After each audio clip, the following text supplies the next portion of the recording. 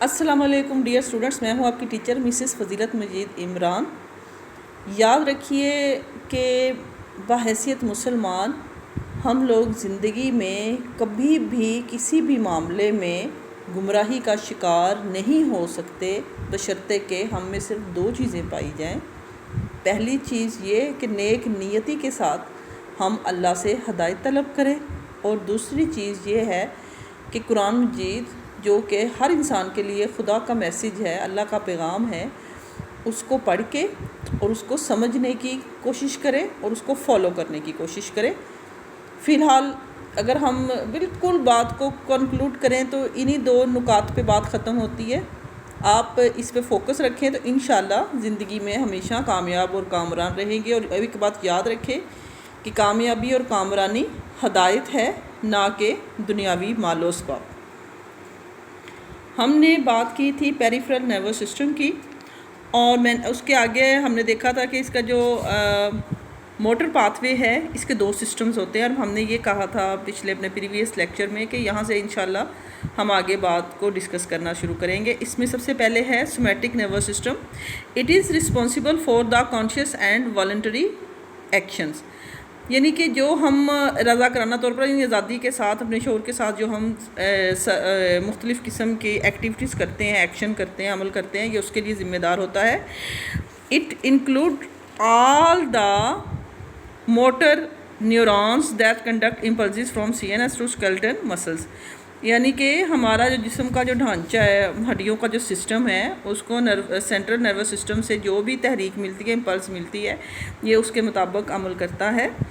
आप देखें कि इंसान की सिर्फ एक हाथ पे गौर करें कितने इसके जॉइंट्स हैं और किस तरह से हम उसको बंद करके मुट्ठी बना सकते हैं, खोल सकते हैं। या सारा दिन पूरा हमारा जो सिस्टम है वो मुख्तलिफ काम करता है, बॉडी जो काम करती है, और उसके लिए जो हमें जो कमांड्स हैं वो बहरहाल CNS यानी कि सेंट्रल नर्वस सिस्टम से ही मिलती है। दूसरा जो इसका पार्ट है वो है autonomic nervous system. It is responsible for the activities, इसमें वो सरगर्मियाँ शामिल होती हैं which are not under conscious control, जो कि हमारे शऊर के यानी हमारी अपनी मर्ज़ी से नहीं होती। जैसे दिल का धड़कना, हम में से कोई भी इंसान इसे कंट्रोल नहीं कर सकता ना, पता है आपको भी अच्छी तरह से। It consists of motor neurons that send impulses to cardiac muscles, smooth muscles and glands, यानी मुख्तलिफ़ किस्म के जो ग्लैंड्स जो हार्मोन्स खारिज करते हैं, और इसके अलावा हमारे जो कार्डिक मसल्स यानी कि जो हार्ट बीट वगैरह को कंट्रोल करते हैं, उनको ये इम्पल्सेस जो है, तहरीक जो है, ये भेजते हैं। और इस पे इंसान का कोई अमल दखल नहीं, ये कुदरत ने ये कंट्रोल टोटली जो है कि यानी ये वो जैसे इसको अगर हम दीन के साथ मिला के देखें तो ये है कि जैसे जिस्म जो है ये भी इंसान को मिला है खिदमत करने के लिए, यानी कि यूज़ करने की चीज़ है। जिस तरह हम पेन से खिदमत लेते हैं, यानी पेन हमें मिला है कि हम एग्ज़ाम में लिखें जो हमने लिखना है, पर्चा पेपर, तो जिस्म की भी वही कंडीशन है। कुदरत ने ये हमें अनायत किया है और इसमें बहुत जिस्म हमारी खिदमत करता है, और हमारा फ़र्ज़ ये है कि जो अफ़ाल हमारे कंट्रोल में हैं, जो अमल हमारे कंट्रोल में हैं, उसको हम अताअत इलाही, रज़ाए इलाही के लिए इस्तेमाल करें। Autonomic nervous system comprise of sympathetic system and parasympathetic. इसकी आगे जो है अगर हम इसको देखें ऑटोनॉमिक सिस्टम को, तो इसकी दो किस्में हैं, एक है सिंपैथेटिक और दूसरा है पैरासिम्पैथेटिक। अब ये दोनों सिस्टम जो है ये क्या करते हैं, इसको हम बारी बारी एक्सप्लेन करते हैं। Sympathetic nervous system prepares body to deal with emergency situation. कोई भी एमरजेंसी सिचुएशन हो उसके लिए जो फौरी तौर पर जिस्म में जो सिस्टम एक्टिव होता है उसको सिंपैथेटिक नर्वस सिस्टम कहते हैं।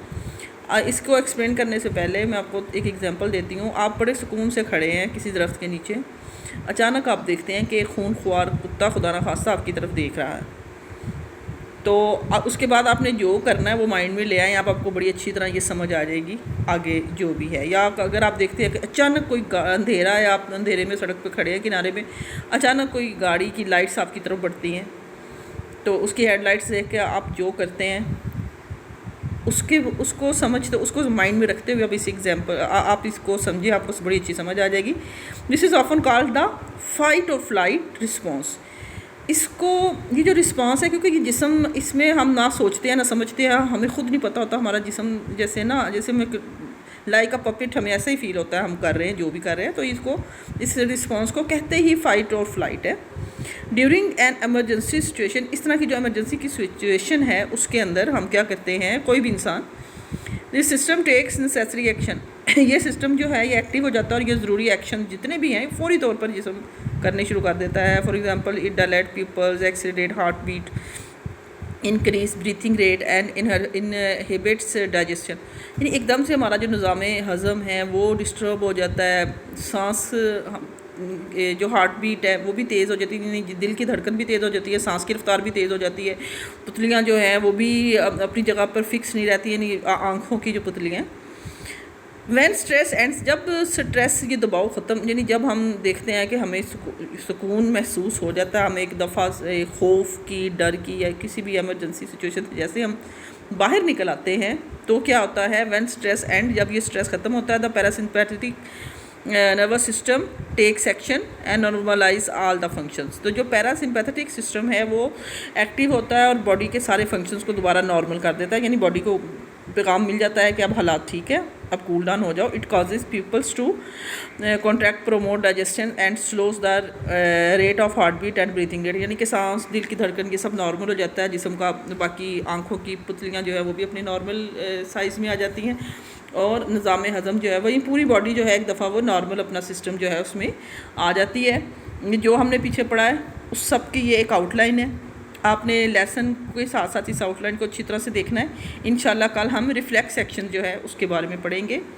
अल्लाह हम सब का हामी और नासिर हो। अल्लाह हाफिज़।